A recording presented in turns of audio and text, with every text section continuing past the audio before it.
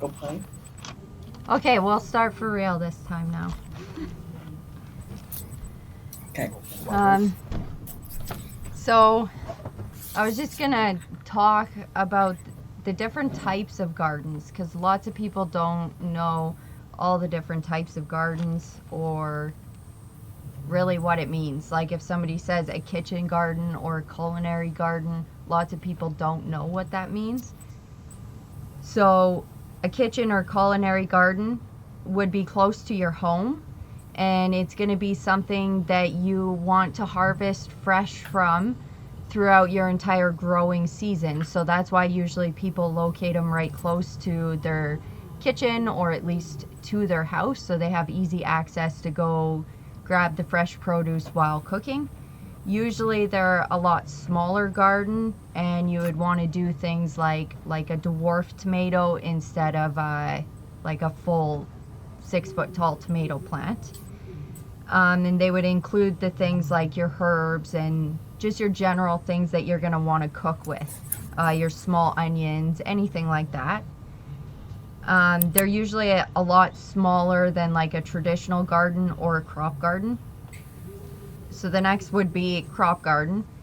And so the way I think of crop gardens is they are for your future use. So you want to plant a lot of the same produce so that you get a big harvest for future use, for your preserving and your storing through winters. So when people talk about crop gardens, that's usually what they're referring to, is a lot of plants in a big area for future preserving. Lots of people do a combination of gardens. You can have everything all in one area too. It really comes down to what's going to work for you, what you're wanting from your garden, and how much space you have. So if you have a lack of space, a kitchen garden that you could fill with all your fresh produce that you can eat through the warm season without having to preserve or store it, and your herbs, lettuces, other greens, all those kinds of things, that will still help reduce your grocery bill through the warm months. So if you're feeling like you don't have a lot of room, or you need to contain your garden because you have very poor soil, a kitchen or culinary garden would be a good idea for you to look into. With your crop gardens, you can put them out further because you're going to visit them less often. So it's not as important to have them as close to your house. You usually don't have to water them as often, and you really only have a big harvest kind of at the end of the season. So it's not like you're visiting it frequently every single day to get produce out for dinner. Crop gardens or in-ground gardening is the cheapest way of gardening. So that's your typical traditional garden you would see, tilled into a square or rectangle directly into the ground. The drawback to traditional gardening is it takes a lot of time and effort to upkeep them. So you can use things like mulch on your rows or your walkways, or cardboard. Some people use plastics like silage tarps to block those walkways so that less weeds come up, so it's less labor intensive. And there's SFG, which is square foot gardening. So square foot gardening is actually really efficient for small spaces. So if you're in town and you have a smaller gardening area that you can use, square foot gardening might be for you. So literally it's like you make a 4x4 square, 4 foot by 4 foot, and then you would lattice it off. You can use string or wood or lattice, but into 1 square foot squares. So you get 16 plants within that 4x4 area, because you're planting 1 plant into each square. Again, everything's more kind of densely packed together, so you end up with less weeds. It depends. You can do it raised or in ground.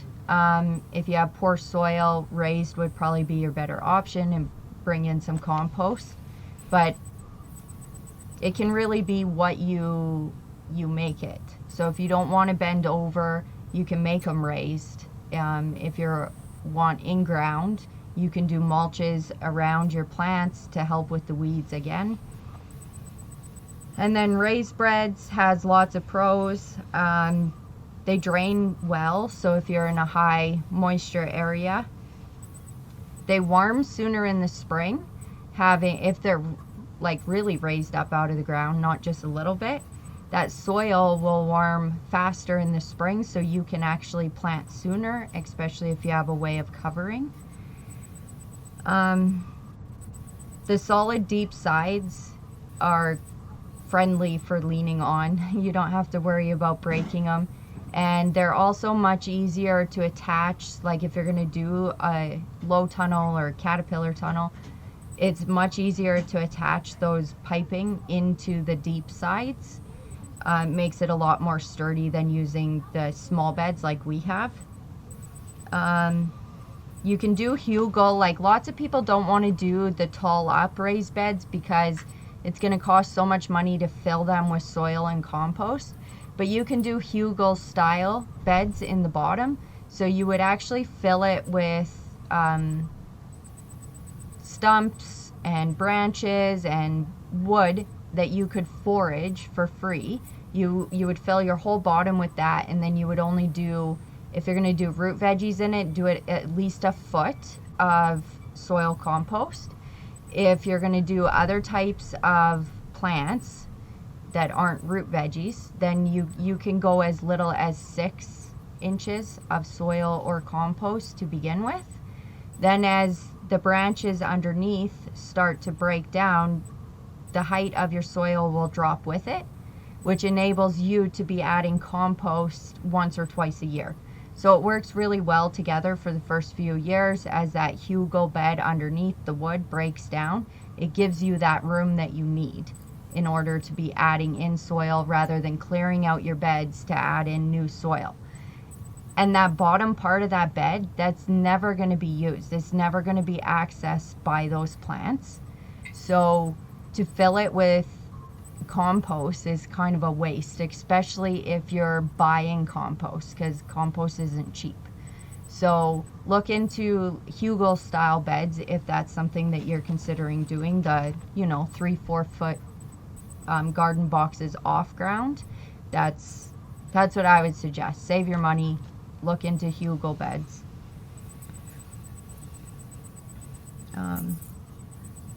I guess another pro to them is no trampling by children or pets, especially if you're like in town in a yard and you have lots of activity going on in your yard. They might be the better option for you to do than an in-ground. They're senior and disabled people friendly.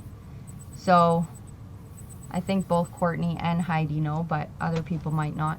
My dad's actually a paraplegic, and this is how he gardens, is in raised garden beds. So he can just pull his wheelchair up right beside the bed and everything's at his sitting arm level. So he can weed them, he can water, he can harvest, he can do absolutely everything with his garden.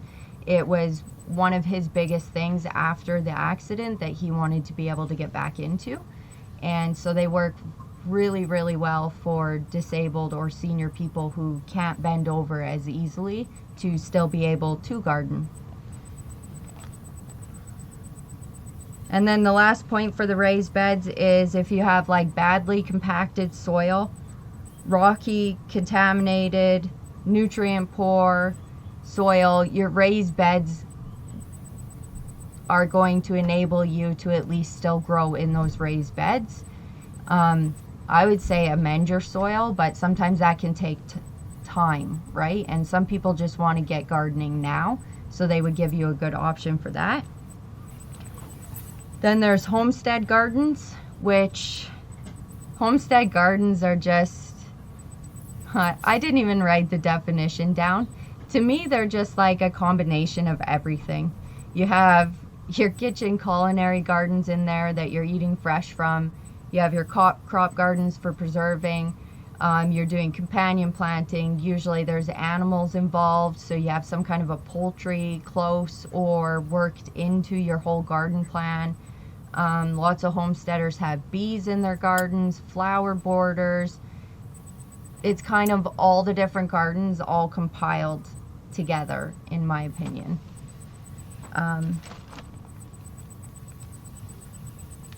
For small gardens, I would suggest people look into companion planting if you have small areas.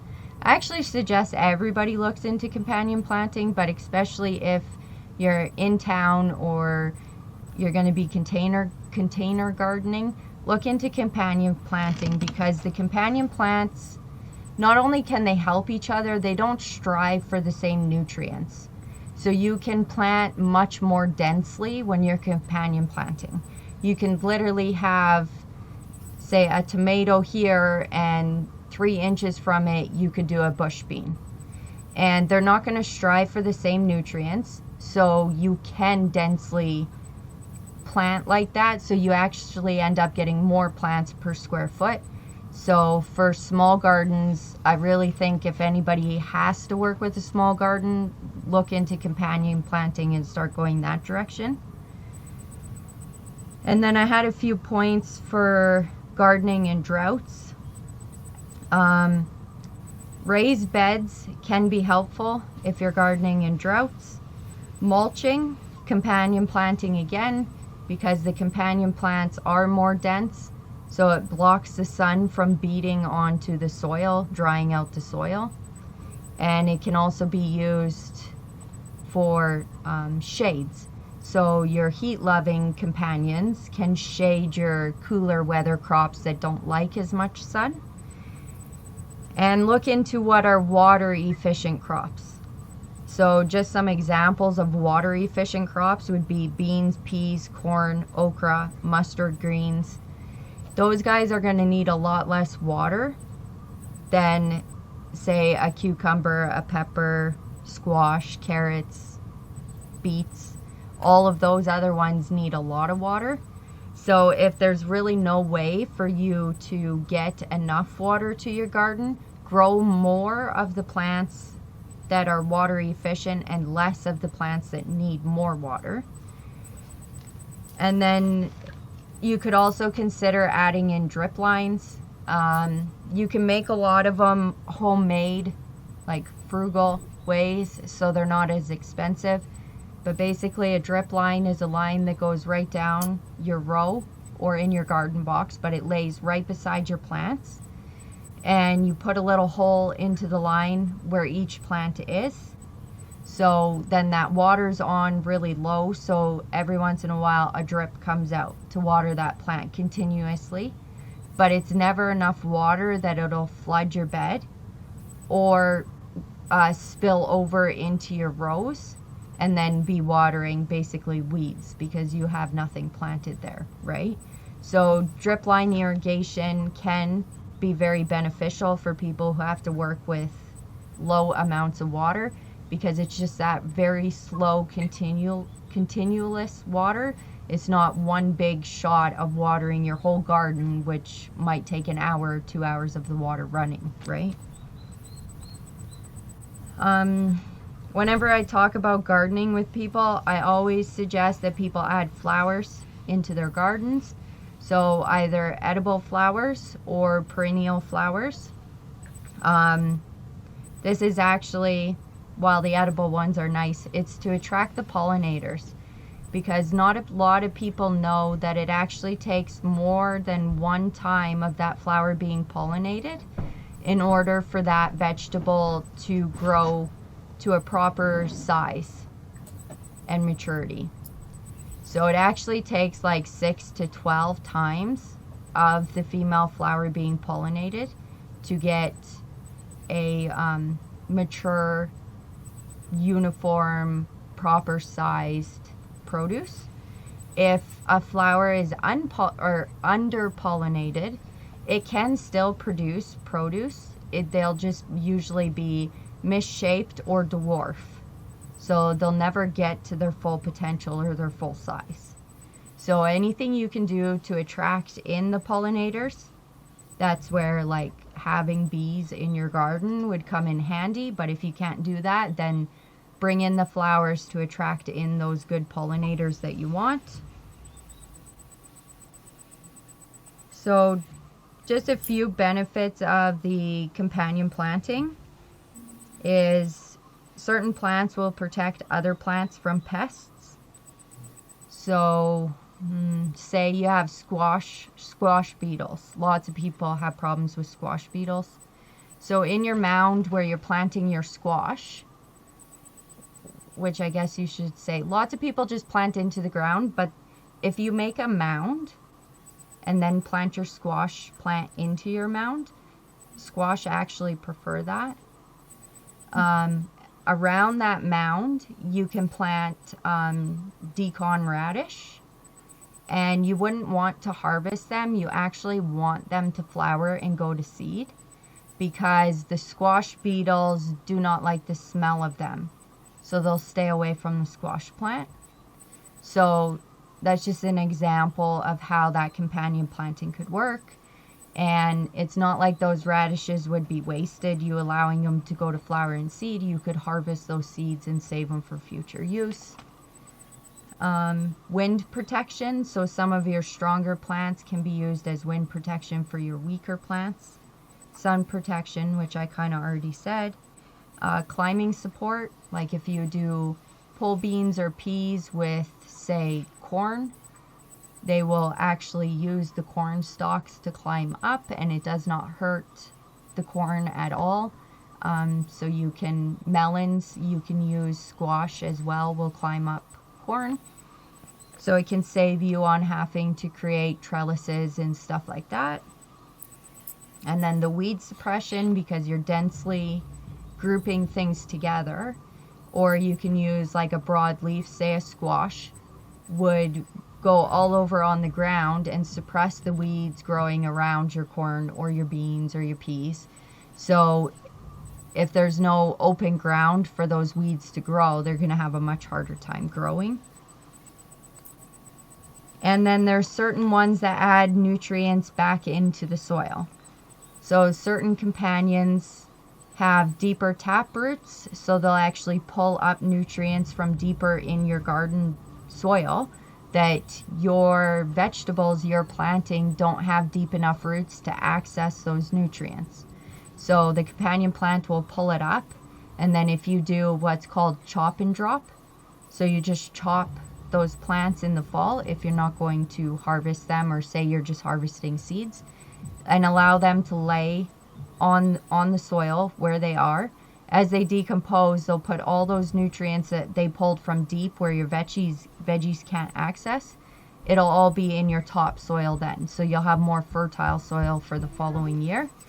And things like beans or peas too are a nitrogen fixer, so they actually put nitrogen into your soil. So they're good to plant with things that are heavy nitrogen feeders, because they'll be putting that nitrogen into the soil for the other plant to eat. So, I mean, you can't really go in depth with companion planting because there's just a ton of variations that you can use.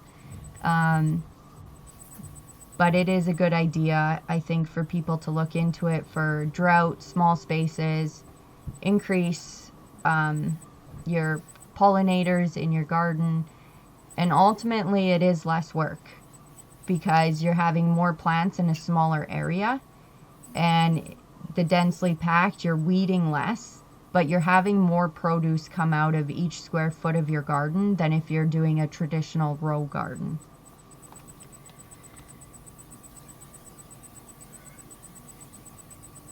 And then I just had a few points about if people are wanting to start up a new garden area, or perhaps change their garden area to a different location because it's just not working the best for you. Things you're going to want to think about is your sun exposure.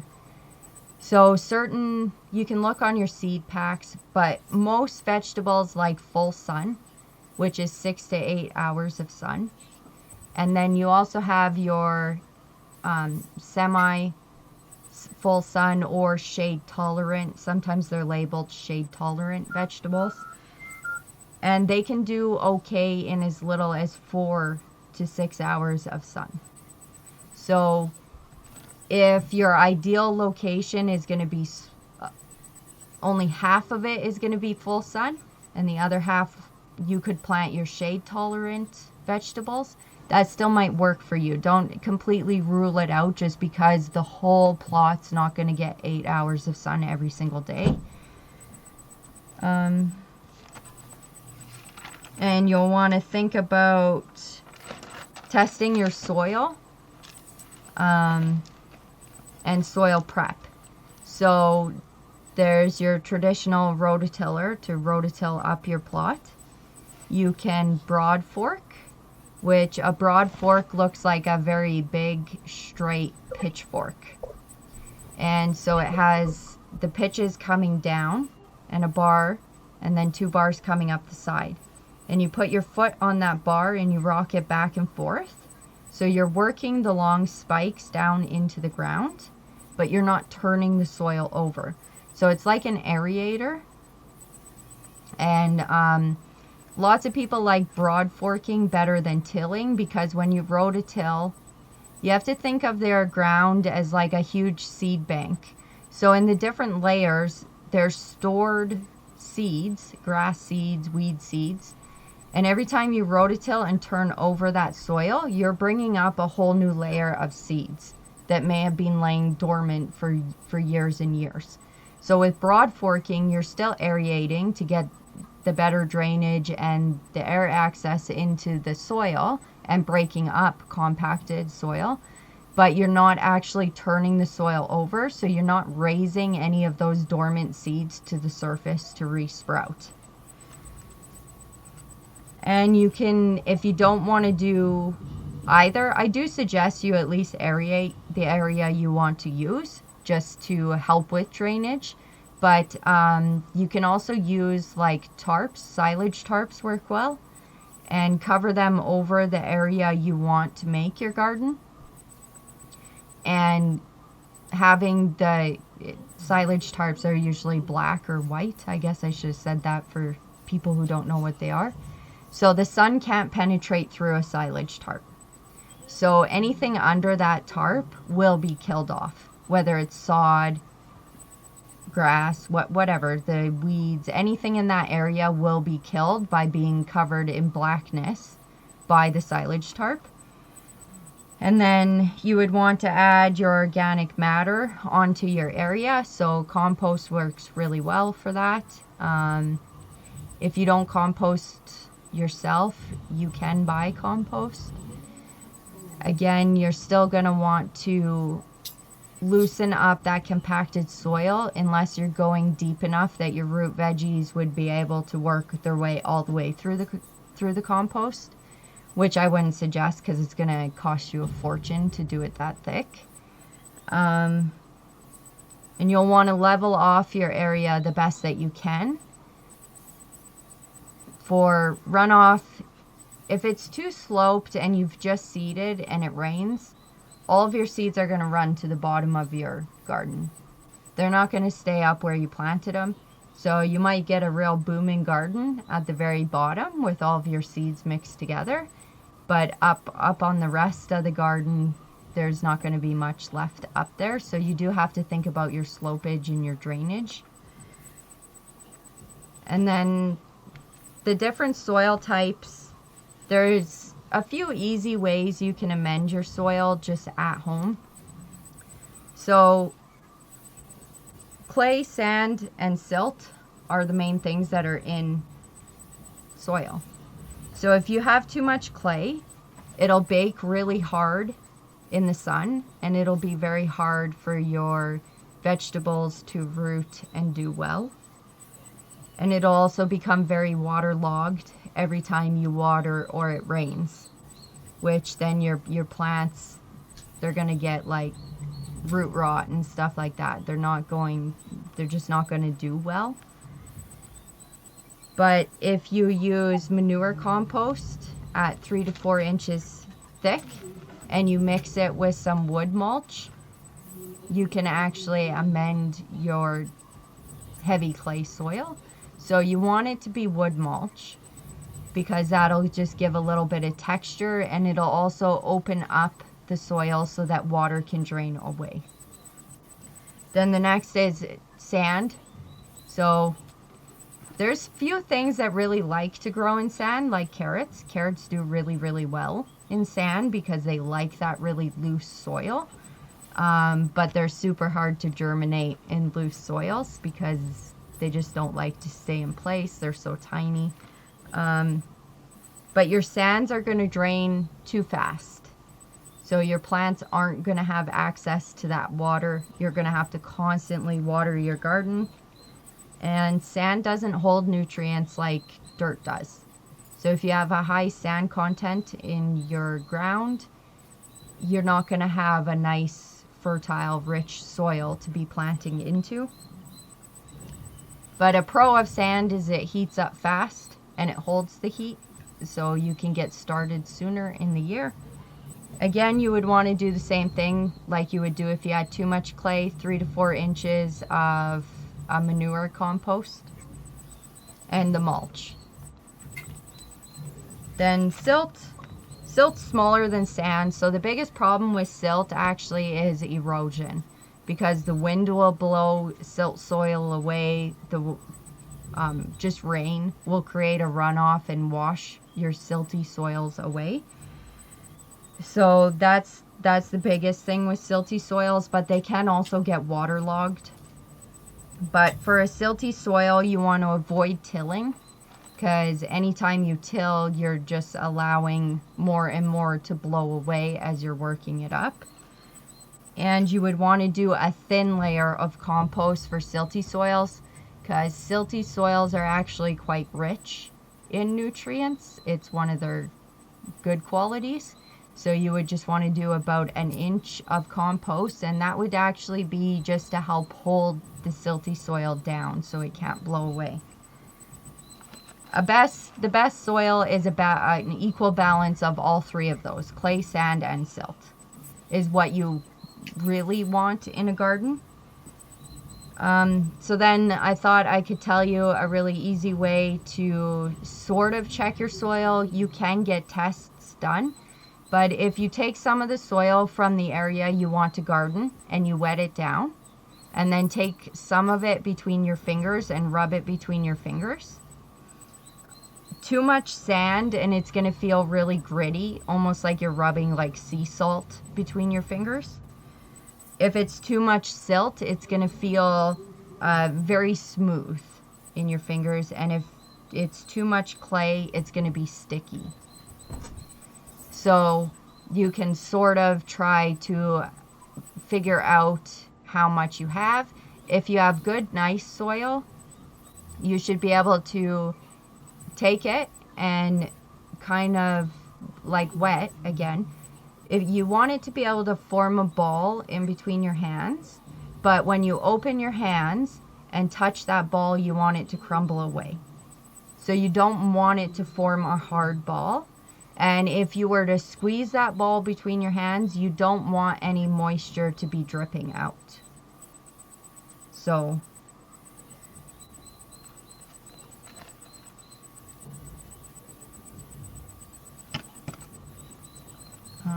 pHs, best range is 6 to 7 for most vegetables.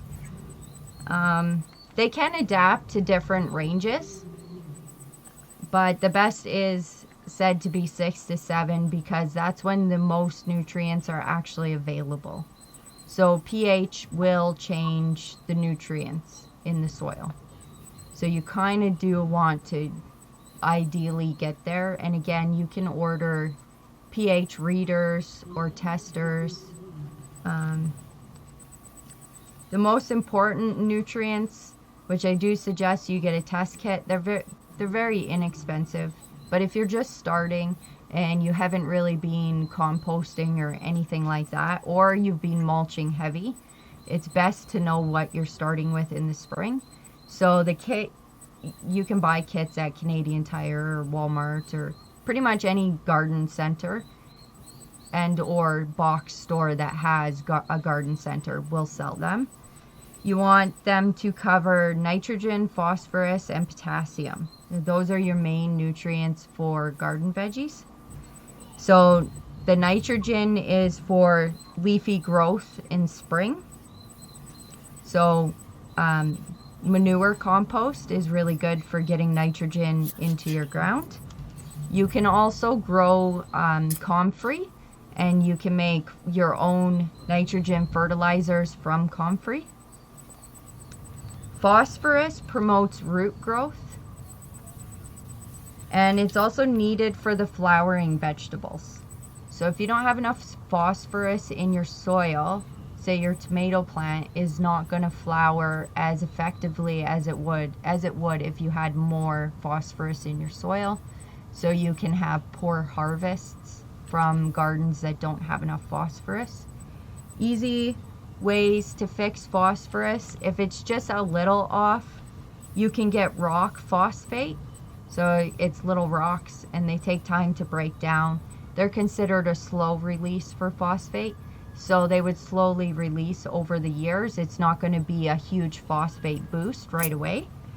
If you do need a big boost because you're really low in phosphate and you want to plant this year, get some bone meal. Bone meal is very high in phosphorus. And then potassium is for root vigor again, but potassium in the soil will also help your plants to be disease and stress resistant.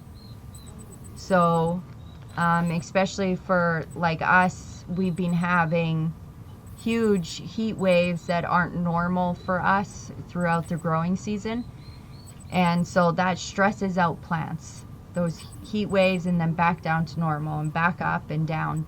So if you have enough potassium in your soil, it can help with plant stress, as well as when you're transplanting out. That's a stressful situation for the plant.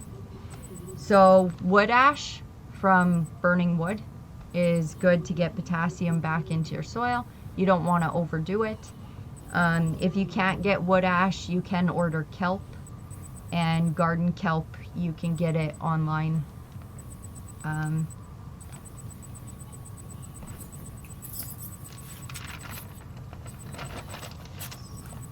You'll want to think about wind protection. So best would just be pick a location that's already protected from the heavy winds. That'll be a little specific for each person's area. For us, our worst winds come from the west and north. So we have tree lines on the west and the north to protect from the big winds. But if it's an open space that you can't just move your garden, you can look into planting trees so that you have a future windbreak.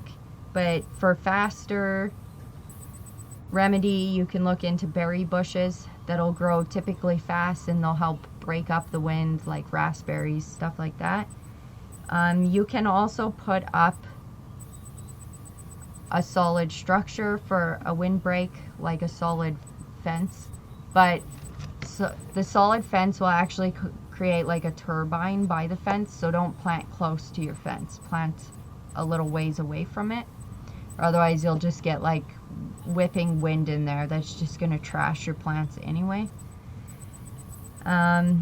It is said that to use bushes, or at least like a trellis fence, like a woven fence, is better than a solid fence. It'll help break up the wind enough to protect the plants without actually just disrupting that wind and forcing it a different direction. So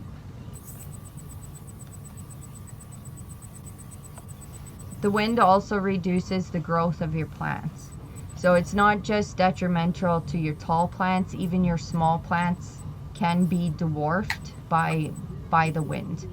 So wind really does end up being a big player in your garden area and space.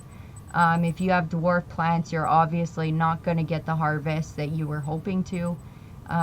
Most of them are just basically trying to survive on their own. They don't have a lot to put into produce and flowering.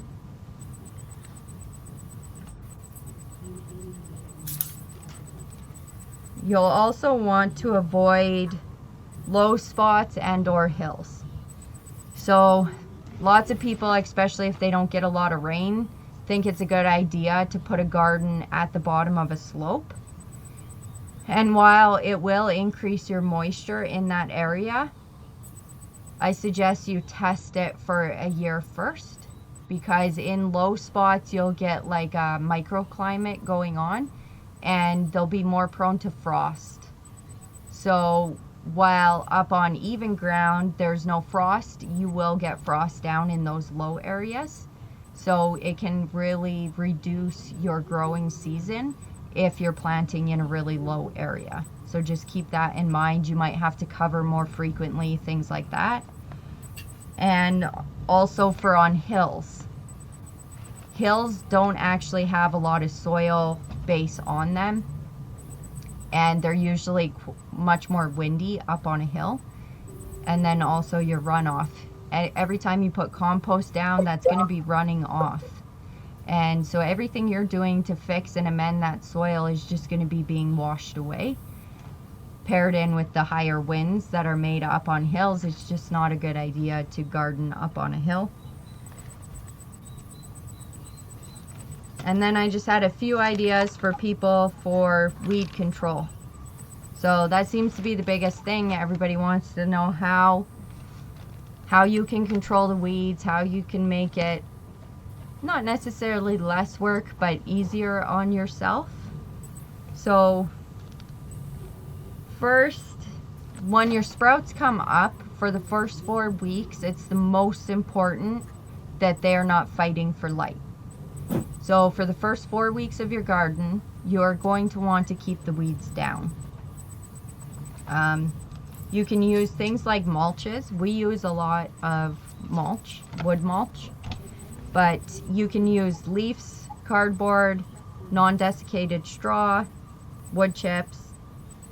So basically the mulch just helps block the sun from getting to the soil, so those weed seeds don't germinate as readily.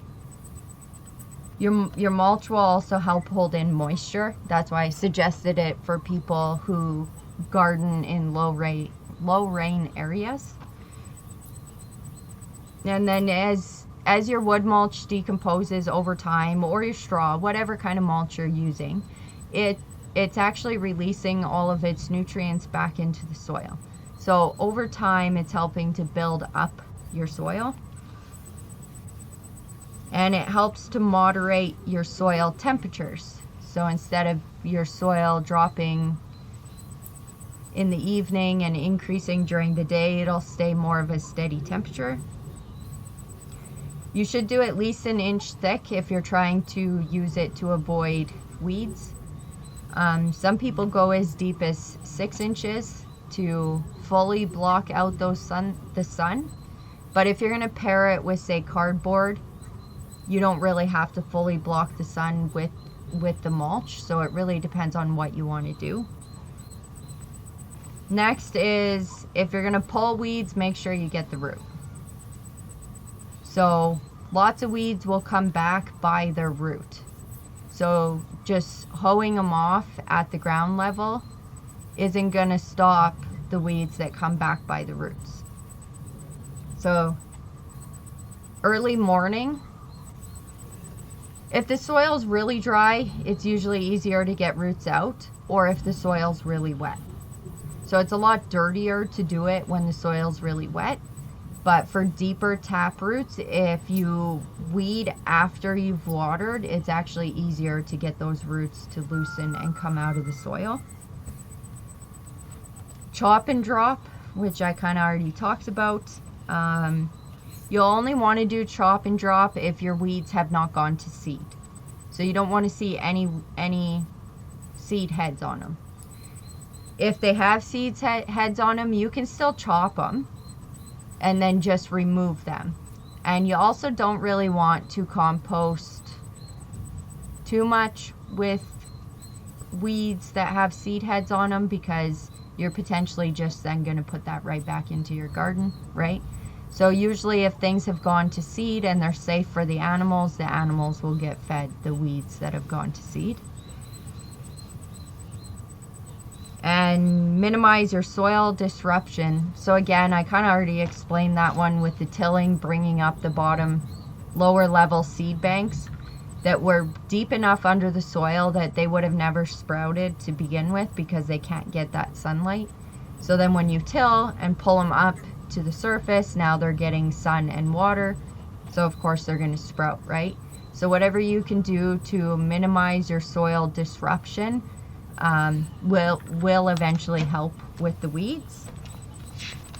Then, like I said, the silage tarps, you can use a clear tarp like poly. If you lay out poly in early spring, you'll actually force the weeds to sprout. So then all the weeds that are in that top layer of soil will sprout, and then you can go and weed them out and then plant in your plants. So you've taken a whole section of that weed seed from that soil and gotten rid of it first thing in spring. So you should have less weeds popping up throughout the year. And if you've just absolutely got overrun, which happens to the best of us, and it's just going to be too big of a task, or say it's too wet, you haven't been able to get into your garden, at least cut off the weed heads. That you're just saving yourself more work in the future to go with some shears and cut off the weed heads before they go to seed. Once you've removed them, they're immature, they're not gonna go to seed laying on the ground. Keep your edges clean. So the edges of your garden, keep your lawn mowed short around the edges if you're doing like an in-ground garden. Will help stop the creeping of your sod and weeds and clover and whatever else from creeping into your garden. As I mentioned before with the flowers and attracting the pollinators, you can do like a mulched flower row around the whole outside of your garden. Mulch it heavy. Use flowers that are perennial to your zone. They'll require very, very little care, and you won't have to water them often, and they will stop your sod from creeping into your garden. And don't leave your garden bare. So when you get your crop out in the fall, earth doesn't like to be bare. So where there's bare ground, there is going to be weed sprouts. So when you take your crop out in the fall, you can do like a cover crop, they call them. So it can be something as simple as clover. Clover will grow really fast. Lots of people in the warmer climates will do different types of like wheat, oat, barley, and through the winter just to help cover that ground. If you can't do a cover crop, at least mulch it deep for the winter. So we will take like bedding directly out of our animal coops and we'll put it right onto the garden. So it's not broken down, it's not composted yet, but I'm using it to cover the soil. That's my whole intention for it, right? So I don't want it to be compost yet. It can slowly break down through the winter, or very last case, use a tarp, a silage tarp, or just a regular tarp to cover that ground. You want to avoid wind erosion, rain erosion. You just want to keep your soil covered, and that's going to help you in the long run with the weeds as well. And don't water your weeds. So water your rows only. Like lots of people like to use sprinklers and different things, and we have too. If I'm running short on time, I will. I'm not saying I haven't. But if weeds are a big problem for you, then don't use sprinklers. Just water your rows and not your aisles or your alleyways in between. If you're starving those weeds of water, they're less likely to germinate. Drip irrigation is another one that's good for that too, because it's just not putting enough water into the garden for those weeds to have access to water. And then learn your weeds, because lots of those weeds can be harvested and they're actually very good for us to eat. So instead of looking at it like it's this huge task, I have to get rid of these weeds in order for my vegetables to grow, you can actually go out and harvest the weeds and make a salad with them. Different types of weeds are very nutritional for us, so just change your mindset about it can help a lot too. And grow what you like to eat. Don't grow things you don't like to eat, because they're going to get neglected. So what you like to eat, grow a lot of. What you like to preserve, grow a lot of that. But if you're just starting out, I guess I would start with things that you like to eat fresh, because you're going to have that reward right then and there during your growing season, which is going to keep you excited and determined to keep going with the gardening, and then start branching into your crop gardens for preserving and storing through the winter and stuff like that. I know lots of people say go big or go home, but lots of people will go home if you go too big with your first garden. You'll get overrun and you'll feel totally defeated. So unless you're a very determined person to make this work, start out smaller. Set yourself up to succeed rather than fail. And for getting your kids involved, our kids have really never known any different. I mean, we were gardening with them in baby carriers on us. So they've always been there. We've always grown a lot of our own produce, so they don't know any different. But good things for kids are each of our kids get their own area in the garden. So they can decide totally what they want to do in that area, what they want to grow. We try not to help our children unless they ask for help. So if they plant the seed a foot deep and it never comes up, that was a learning experience. If they don't compost it or don't weed it or don't take care of it properly and they get no produce, that's a learning experience.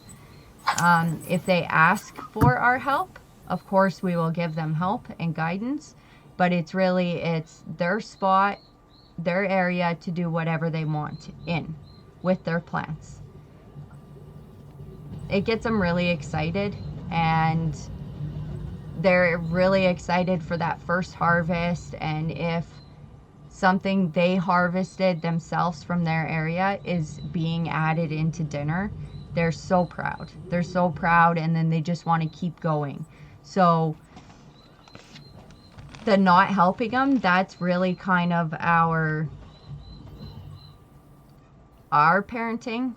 You can help your kids as much as you want, but I also think it's very important for children to learn that they aren't always going to succeed.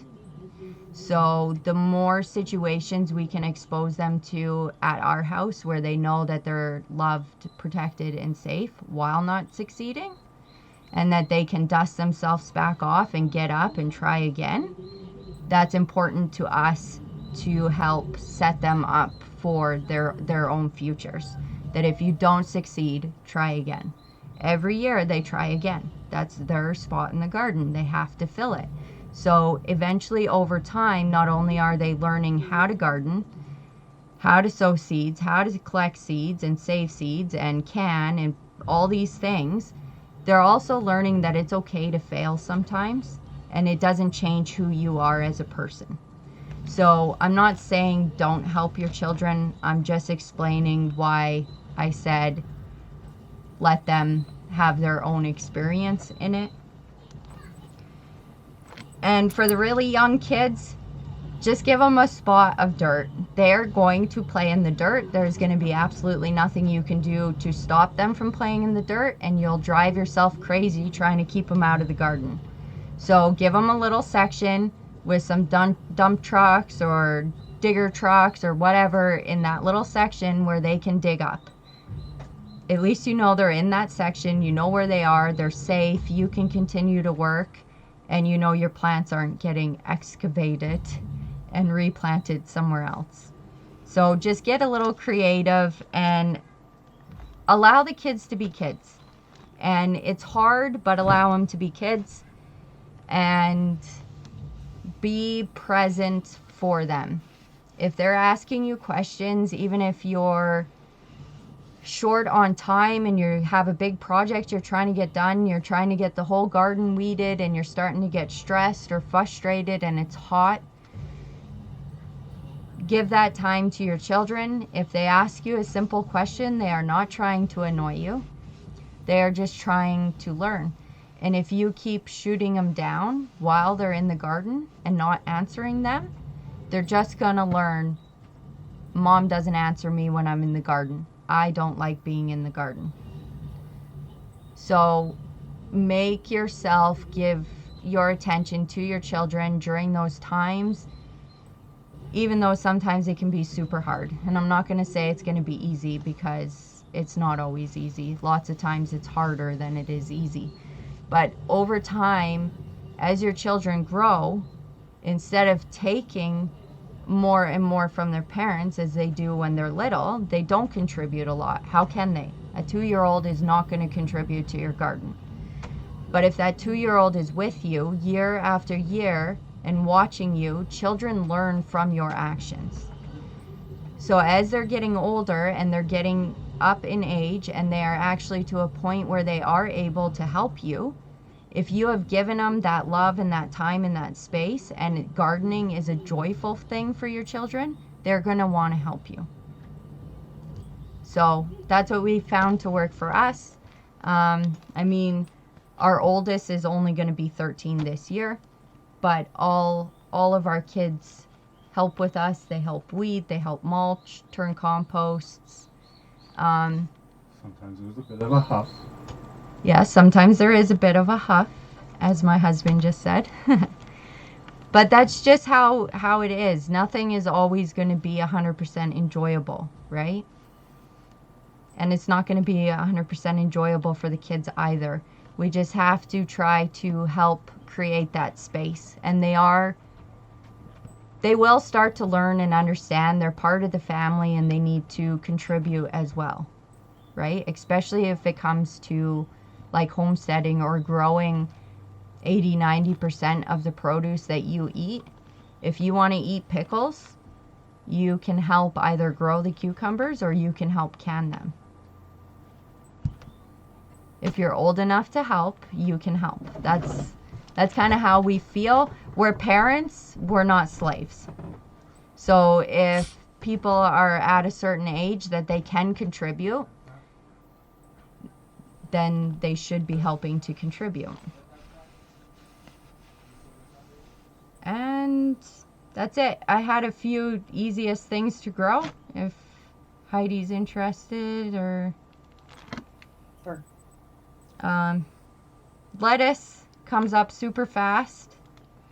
It does well in, like, it can withstand a couple of frosts and not die on you. It'll bounce back during the day. So even if you accidentally plant a little too early, you're most likely still going to get lettuce. Green beans, again, they come up fairly fast. They will not tolerate a frost though, so do wait until after your last frost date. Green beans will grow in very poor soil. So even if you have really poor soil, you can grow green beans, and they'll actually help fix the nitrogen in that poor soil, making it better for following years. Peas. I like peas. They're on the easy list because you can actually plant them 2 weeks before your last frost date. So they're one of the ones you can knock off before you would even direct sow into your garden, and they'll just come up when they're ready to come up. Radish are, I don't know, lots of people say they can be hard to grow, but we've always had a really easy time with radish.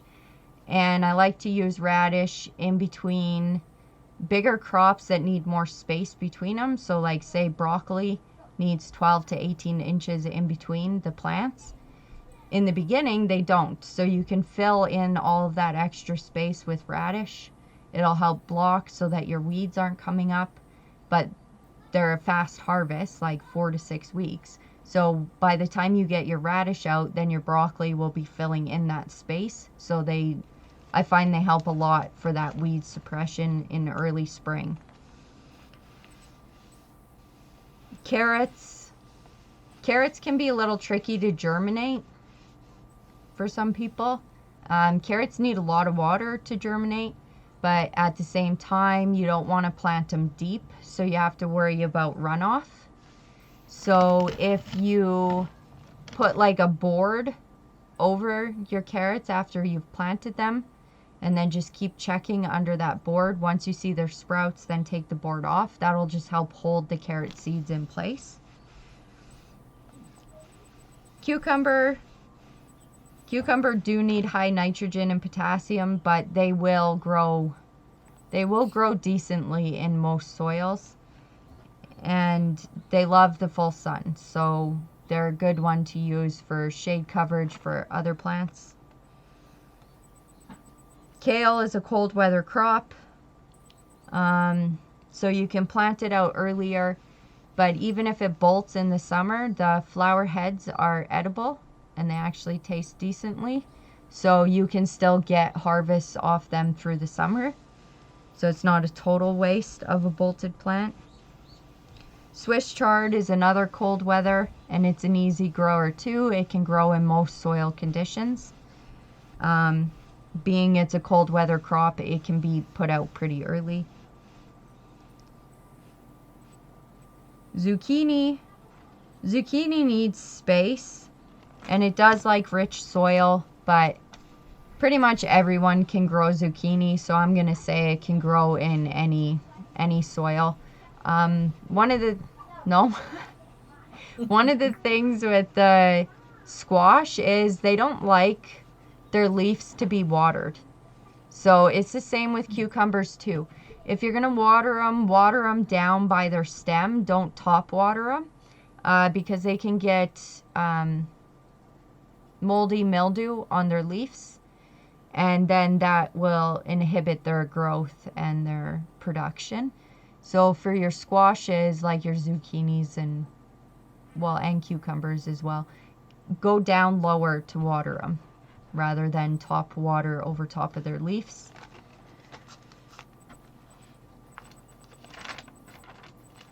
And that's that.